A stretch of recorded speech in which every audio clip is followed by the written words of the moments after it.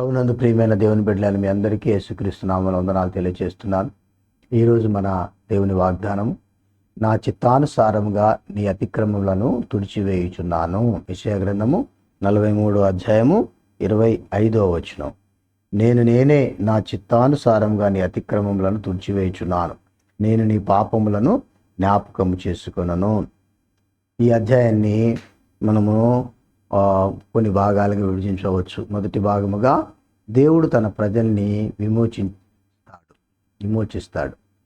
దేవుడు తన ప్రజల్ని విమోచిస్తాడు. ఏ విధంగా అన్నదంటే 1వ వచనం నుండి 21వ వచనం వరకు మనం చూడగలుగుతాం.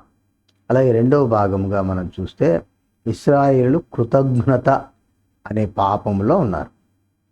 ఇశ్రాయేలు కృతజ్ఞత అంటేనేమో చేసిన మేలు మర్చిపోయారు కాకుండా జ్ఞాపకం చేసుకునేవారు. కృతజ్ఞత అంటే మేలులను మర్చిపోయి మరలా తిరుగుబాటు చేసేవారుగా, మూలిగేవారుగా, సనిగేవారుగా, సంశయించేవారుగా ఉంటూ ఉంటారు.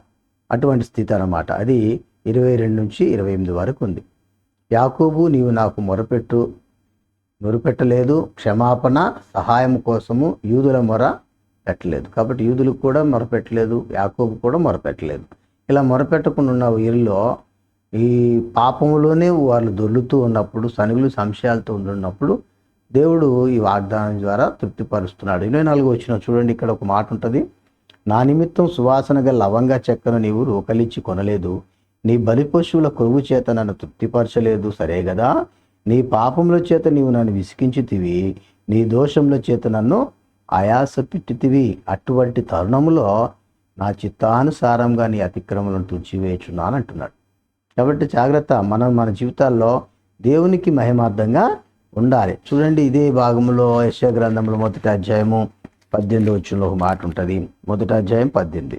యెహోవా ఈ మాట సెలవిచ్చుచున్నాడు, రండి మన వివాదము తీర్చుకొందాము. మీ పాపములు రక్తం వలె ఎర్రనివైనను అవి హిమం వలె తెల్లబడును, కెంపు వలె ఎర్రనివైనను అవి గొర్రెబొచ్చు వలె తెల్లని పగును. దేవుని దగ్గరకు వస్తే అవన్నీ కూడా తీసివేయబడతాయి, కడగబడతాయి, శుద్ధి చేయబడతాయి. కాబట్టి మనం దేవుని సన్నిధికి రావాలి. 44వ అధ్యాయము 22వ వచనం యెషయా గ్రంథంలోనే 44:22. మంచు విడిపోనట్లుగా నేను నీ అతిక్రమములను, మబ్బు తొలగునట్లుగా నీ పాపములను తుడిచివేసి ఉన్నాను.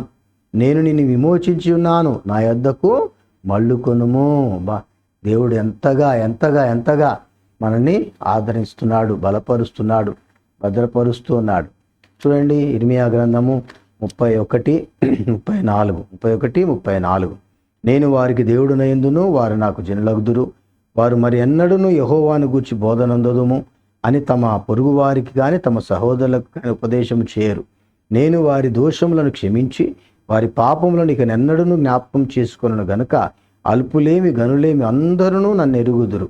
ఇదే యెహోవా వాక్కు. దేవుడే మనల్ని ఏర్పరచుకుంటున్నాడు. ఆయన పిలుపు, ఏర్పాటు ఎంత గొప్పదో మనం గుర్తించే వారంగా ఉండాలి. అప్పుడే దేవుని ఆశీర్వాదాలకు కారణమవుతాం. చూడండి, ఇదే ఇర్మియా గ్రంథం 50వ అధ్యాయము 20వ వచనం. ఆ కాలమున ఆనాటి ఇశ్రాయేలు దోషమును వెదికినను అది కనబడకుండును, యూదా పాపములు వెదికినను అవి దొరకవు, శేషింపజేసిన వారిని నేను క్షమించదను. ఇదే యెహోవా వాక్కు. పాపం కూడా దొరకకుండా చేసేస్తాడట. ఎంత గొప్ప దేవుడు అండి! మనంతగనంగా శుద్ధి చేసేవాడుగా, పవిత్రపరిచేవాడైనటువంటి దేవుడు, తన రక్తము ద్వారా మన్ని కొన్నటువంటి దేవుడు మనకిప్పుడు ఉన్నాడు. యెహెజ్కేలు గ్రంథము 36:22. కాబట్టి ఇశ్రాయేలులకు ఈ మాట ప్రకటన చేయము. ప్రభువు యెహోవా సెలవిచ్చినది ఏమనగా, ఇశ్రాయేలులారా, మీ నిమిత్తము కాదు గాని అన్యజనులలో మీ చేత దూషణ నొందిన నా పరిశుద్ధ నామం నిమిత్తము నేను చేయబోదానిని చేయుదును. ఎంత గొప్ప మాట అండి! మన నిమిత్తం కాకపోయినా అన్యజనుల మధ్య దేవుని నామాన్ని అవమానం కలగకుండా ఉండటానికి దేవుడు చేసేటువంటి కార్యం అది. దేవుడు ఎంత గొప్ప దేవుడు! అపోస్తుల కార్యములు 3వ అధ్యాయము 19వ వచనం. అపోస్తుల కార్యములు 3:19. ప్రభు సముఖము నుండి విశ్రాంతి కాలం వచ్చినట్లు మీ కొరకు నియమించిన క్రీస్తు యేసును ఆయన పంపునట్లును మీ పాపములు తుడిచివేయబడి నిమిత్తమును మారు మనసు నొంది తిరుగుడి. కాబట్టి ఆయన తట్టు తిరిగితే ఆయన ఆశీర్వాదం ఎంతో గొప్పది, ఆయన చేసే కార్యాలు ఎంతో గొప్పది. కాదు ప్రజల పాపాలు అయితే దేవుడు వాడన్నిటిని క్షమించేవాడు. ఈ పాపాలు క్షమించడానికి యేసుక్రీస్తు రక్తమే పవిత్రమైంది, పరిశుద్ధమైంది.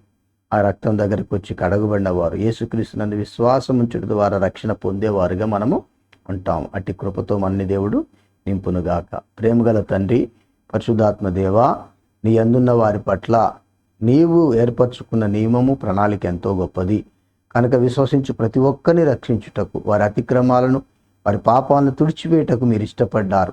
మిమ్మల్ని మీరు తగ్గించుకొని ఆ రీతిగా సమర్పించుకున్న మీ కృపకు వందనాలు చెల్లిస్తున్నాను.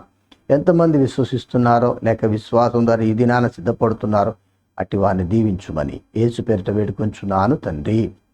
ఆమేన్. మహాగణుడు, మహోన్నతుడు క్రీస్తు యేసు యొక్క కృప మనందరికీ తోడయుండి నడిపించునుగాక. ఆమేన్.